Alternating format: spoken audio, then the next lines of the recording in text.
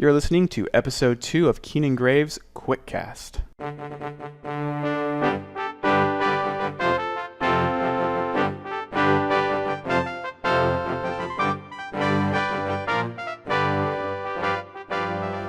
Alright, welcome to episode 2. I'm joined by Graev. He's remote this time, joining us by phone. Say hey, Graev. Hey. And so the new format for our podcast is going to be that episodes release every Friday for you guys. This one today is getting up a little bit late, but from now on we'll be launching them on Fridays. So before we get too much further, again, I want to apologize for last episode being way too long. It was more of a double episode, which is why we kind of skipped a week. We're going to try to keep the QuickCast down to about 15, maybe at most 20 minutes of just gaming commentary. Our point is to put out a show that's less of a show and less of an experience and more of just the kind of commentary that Graev and I normally have when we're just sitting back together talking about games.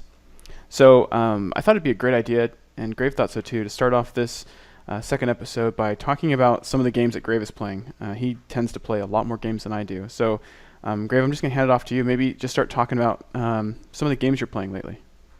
Well, there's a lot of games right now, bouncing between different things. On computer, I'm playing Mass Effect Andromeda.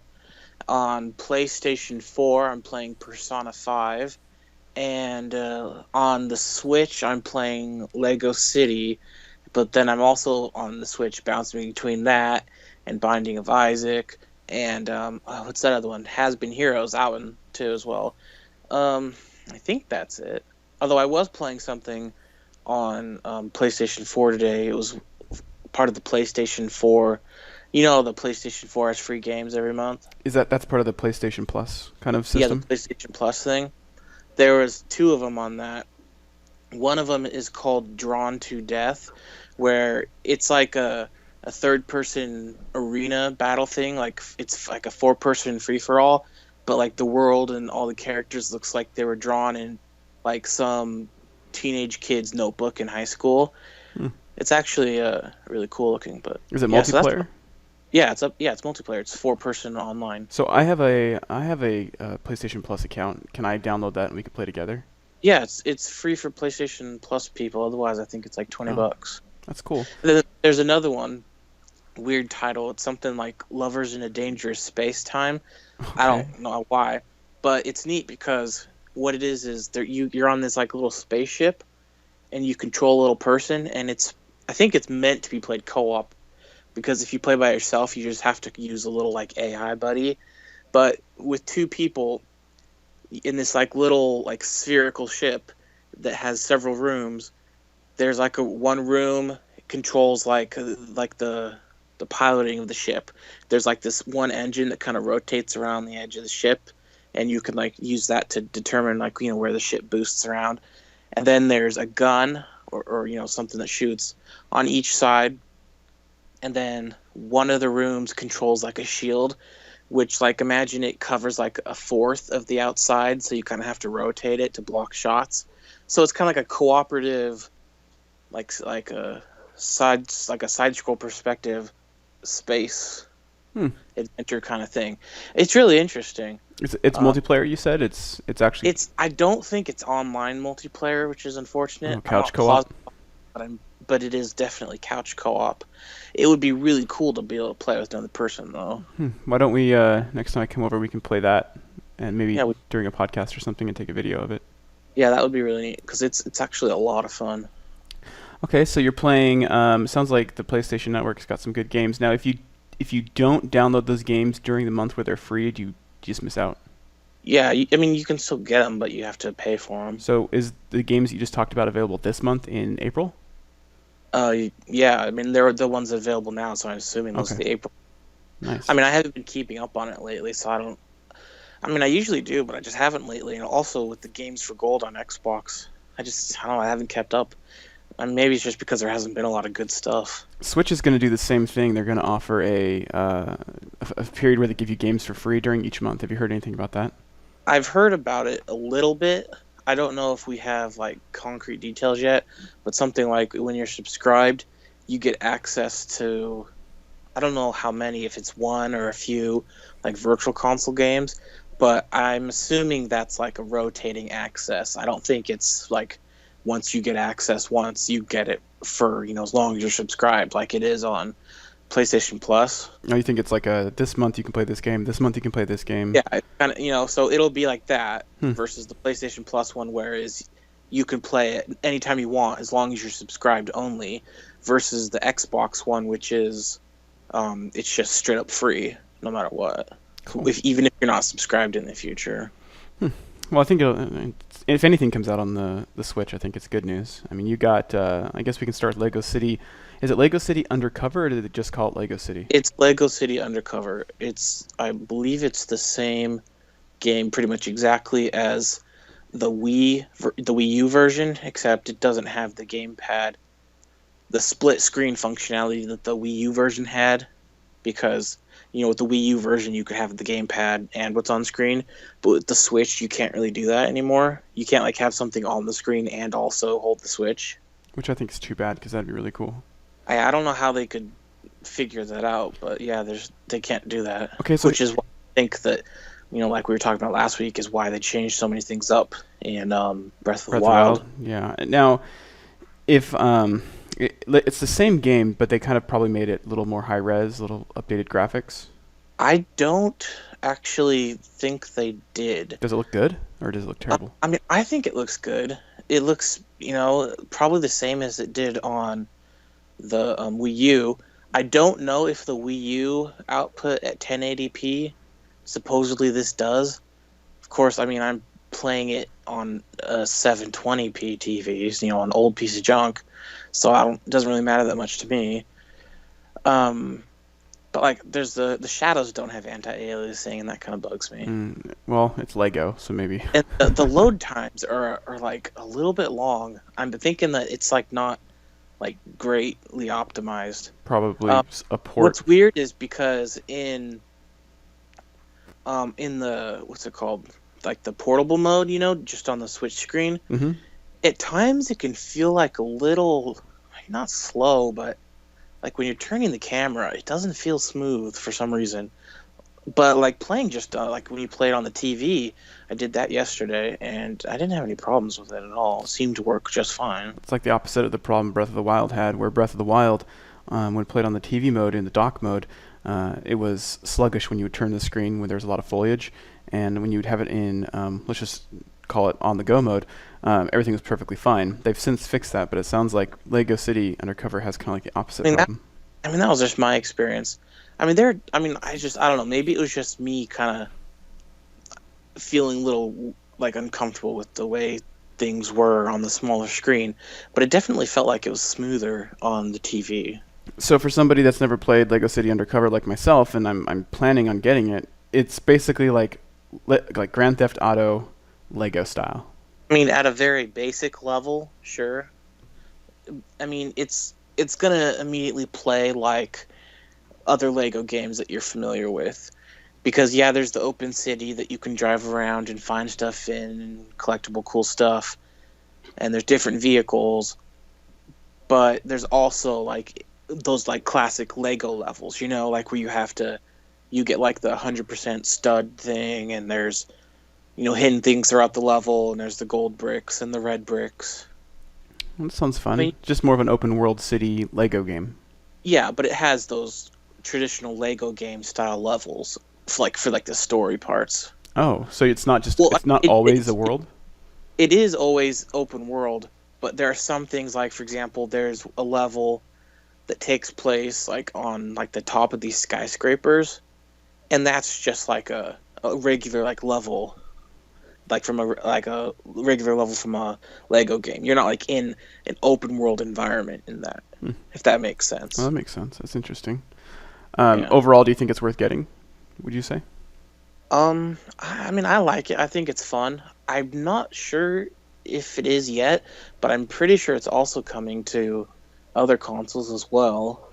One last question on Lego City Undercover. I know we've talked about it. It does not have online co-op. It has couch co-op. Yeah, however, and I think is it to the Switch?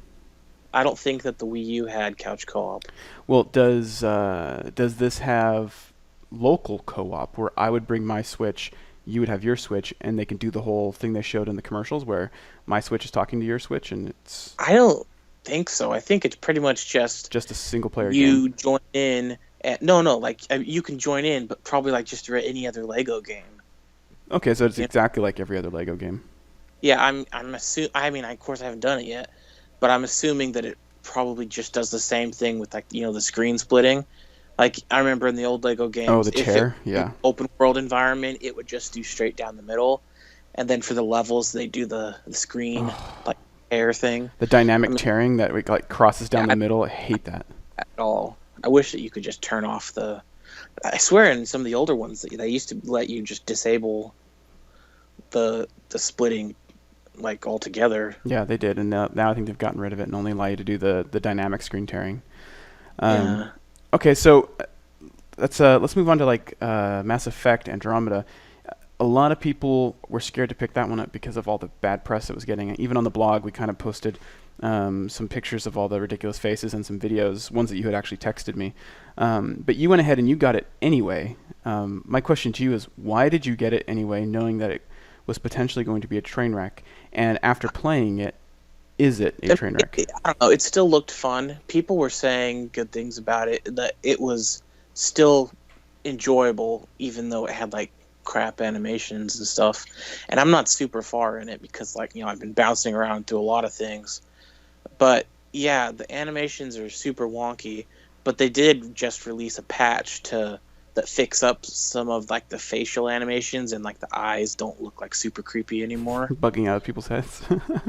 But I mean, it's still like full of glitches and stuff. But I mean, it's slightly dumbed down, I'd say, from past games because you can only have 3 active abilities at once.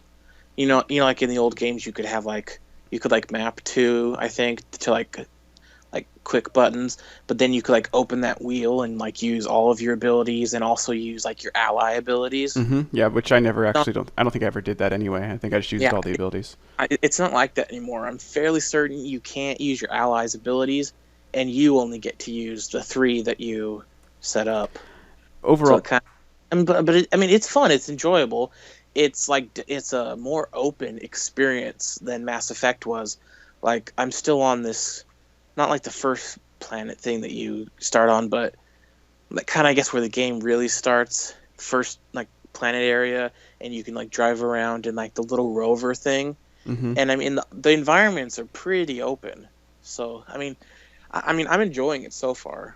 But it's still the tried and true Mass Effect model where you talk to a bunch of people, you get these linear text conversations, they send you off on missions, you do the missions, the quests. Yeah, and then the conversation system now just seems like it's just pointless, dumbed down, where it's like there's no Paragon and Renegade system anymore. Oh, really? Yeah, like there's different ways you can respond to people, like sarcastically or seriously, but So they went BioWare basically. Yeah, I don't know if that has any effect on anything at all. But I mean, it's one of those things where like you'll read what's written there, but then like once you choose that, the character says like something completely different. Yep. Maybe in the same vein of what you said, but I mean, it's not what you chose. No, you chose a mean, text that never got really conveyed. irritating. Yeah.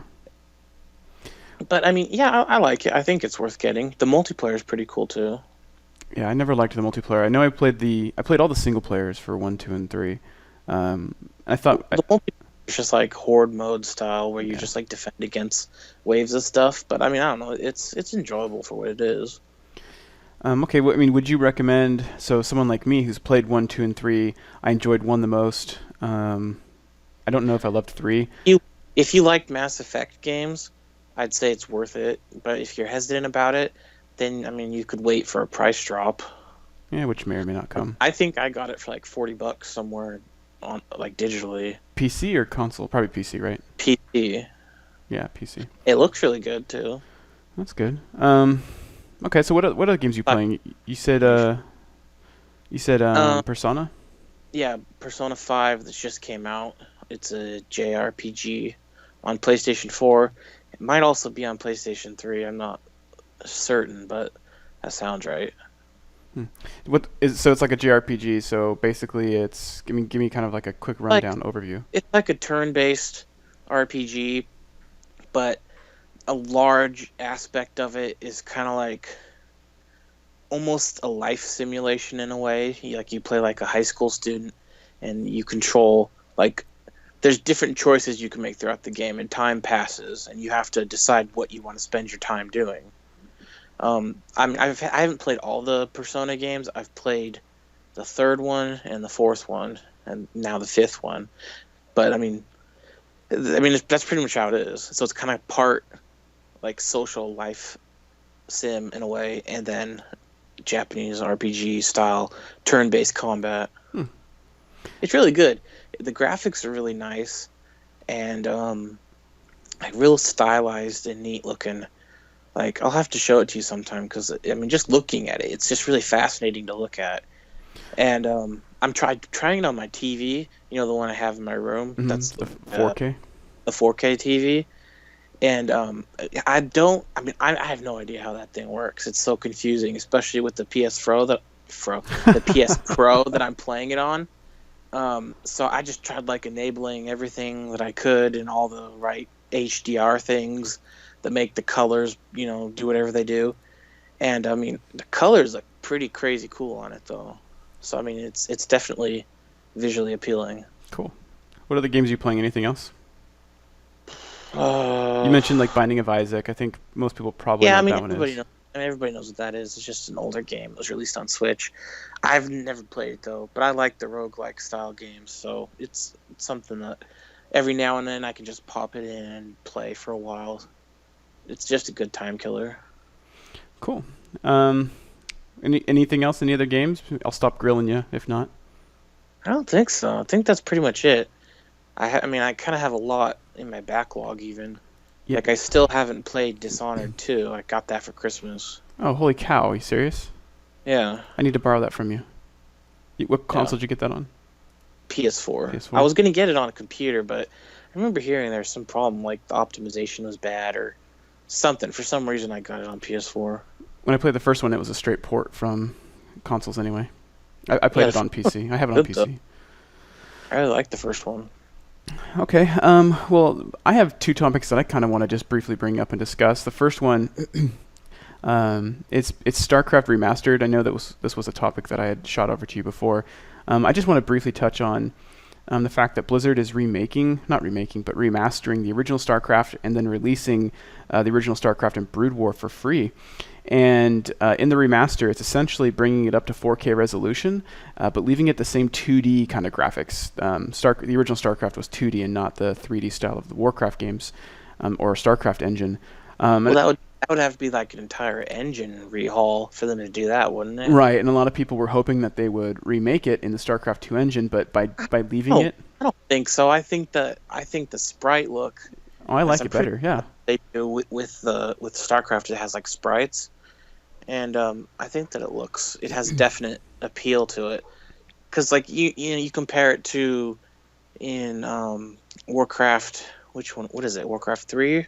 Warcraft 3 is the first 3D one they did. Have like the chunky 3D models, the little guys, and there's a definite difference in how they look. I think that I love sprites. I wish more games would use sprites. Well, what would you be willing... So I'll first say what I'd be willing to pay for it and what I think they're going to do. I think they're actually going to release this as like a mid-price game. I think it's somewhere in the $30 range.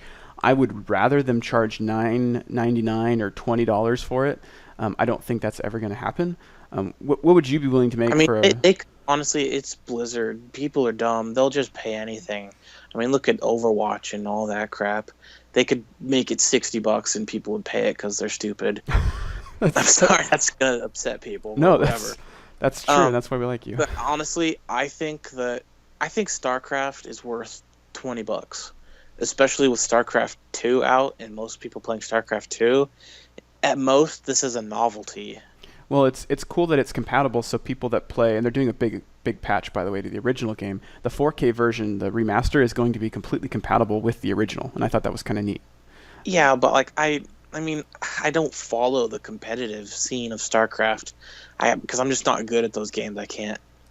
My mind doesn't think quickly very well, and I can't coordinate all the stuff. I've never been good at real-time strategy games, but I mean, I don't think that like I said, the competitive scene is going to move back to StarCraft One, No, it's isn't it? not. Early on StarCraft Two, Well, so it's still alive on StarCraft One in the deepest sense of the competitive community, especially in the Asian markets. yeah, Um, I'm sure it's in Korea, but yeah, I mean so that's probably one of the reasons why they wanted to do the update. I've got a theory. At least we know well. Let me preface that by saying about a year ago, they announced that they were hiring for positions to redo the original games, the original Diablo, Warcraft, and Starcraft, and this is kind of like phase one.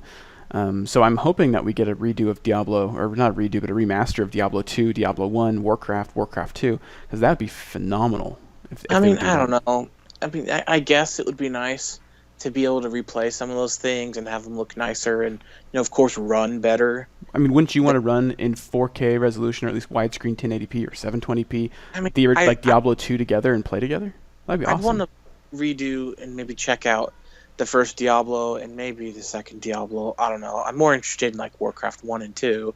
That'd be awesome to play those together. But I mean, I don't know. It just seems like I just hope that Blizzard's internally doing some interesting stuff because I don't know. I haven't really been thrilled with what they've offered lately. I'm not into World of Warcraft anymore. I think that I don't know. They're beating a dead horse, for me at least. No, they are. Uh, That horse is long I gone. don't care about Hearthstone. It's too difficult to get into Hearthstone because it's expensive and starting from like the bottom is like impossible. You'll never get good stuff. And I thought I had good cards at one point, but now all of my good cards are like no longer allowed. So I mean, why even bother playing anymore? What do you mean they're no longer allowed? Like they've actually Well, been. they've got like different things. Like for like the main matchmaking, they've got like rules that you can't use certain cards. Like a ban list in any kind of card That's game. stupid. Yeah, just I don't know Kind of a a whole lot about it. All I know is that there's a lot of cards that they don't allow anymore. kind of a cash So grab. that's dumb. And then I don't get what like this cult of Overwatch is all about. Like people go nuts over that. Like yeah, I think it's fun. It's amusing. I can get on it and I can play.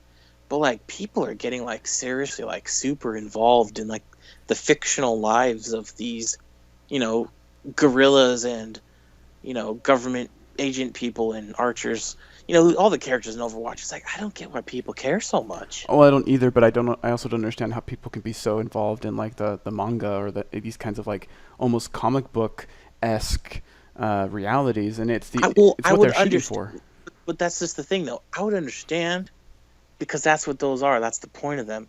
I mean, at its core, there's no like story, like in gameplays wise. There's no story, like mode or anything. It's literally just like an online competitive shooter, and they're just shoehorning all this stuff in, and then people are eating it up. And I just don't get why. Like, I just don't care. Well, you said it before earlier. It's Blizzard, so people are just naturally stupid when it comes to their products and their blind following. But I also don't get it, and I also don't get the meta, as you said, the meta lore and story. But somewhere in an office, Blizzard is saying, "Yes, we did exactly what we set out to do. We created No, another but universe." I mean, really, that's it, what they it's wanted. nuts though because like have you seen some of the people like I've just around the internet like they're like absolutely nuts over like inclusion and diversity and the next character is checks all these boxes you Yeah. know ethnically and diversely like but like they get really angry over it too. It's just kind of like whoa. That's why I don't know why, and it's weird, but it's transcending the game. It's transcending itself. It's beyond being a team shooter game. It's become a cult phenom of some kind, where it's basically, like you mentioned, culture and social norms are kind of being like, what's the word? You just triggered my Alexa. I just triggered your Alexa.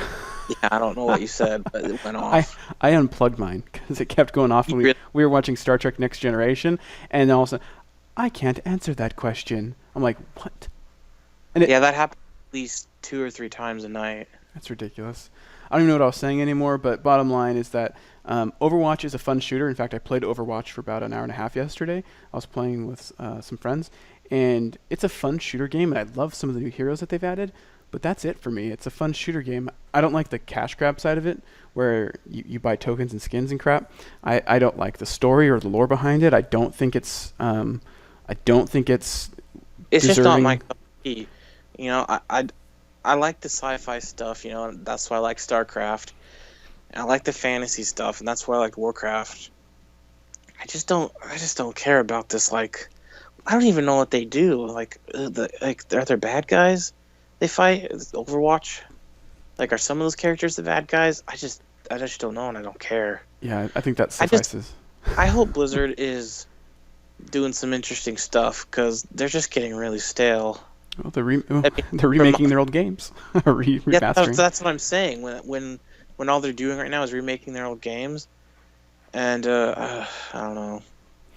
I'm just bummed because all the things that I've been super interested in, they end up canceling, like Lords of the Clan. Ghost. I think that was called. You know, like, yeah, I mean, it was just, you know, a point and click adventure game, but like, I'm a huge point and click adventure game enthusiast. You know, I've played like all the major ones, and then StarCraft Ghost. I can't even talk about that. It makes me too upset. Well, I think next episode we should talk about point and click games, because I had just reinstalled those. So let's hold that conversation. But I want to maybe talk about those next time. Sure. Okay. Well, I think I had a couple more topics, but I think once again we've gone over our time. But I think we've got some topics for next time, and we can kind of close this one down right there. Appreciate you letting me pick your brain about some of the games that are coming out. I don't get the time to play as many games as I'd want with all the work that I'm doing, but you're keeping it alive. Overall, would you say gaming is looking good for this summer based on what you've purchased or what's coming, or would you say we're in for another one of those dreaded summer droughts? Well, I mean, I don't know what's coming out in the summer, but for me, I've got a big enough backlog that I don't think I'll have a drought for a very long time. Maybe that's a better topic. What's in our backlog? Remind me to write that one down. Sure. All right, so we'll go ahead and wrap up there. Thank you, everybody, for listening to us. We will eventually get it to be a quick cast, but maybe that's going to be part of our shtick. It'll be the irony of the quick cast. It never's quick. But we appreciate you listening. You can follow us on iTunes, SoundCloud, YouTube, and all the places where you find podcasts. There's links within the blog post, and I will go ahead and put links to all the games that we talked about, as well as some show notes, kind of some of the highlights for you, to those of you that would like to see it in written form as well. We do appreciate your comments and your feedback. And again, our goal is to create a podcast that is full of commentary, full of discussion, and the kind of stuff that Graev and I would talk about while sitting back and sipping our Diet Cokes. So this is, again, Keen and Graev and QuickCast. I'll let Graev sign off and say goodbye, and thanks for listening. Bye.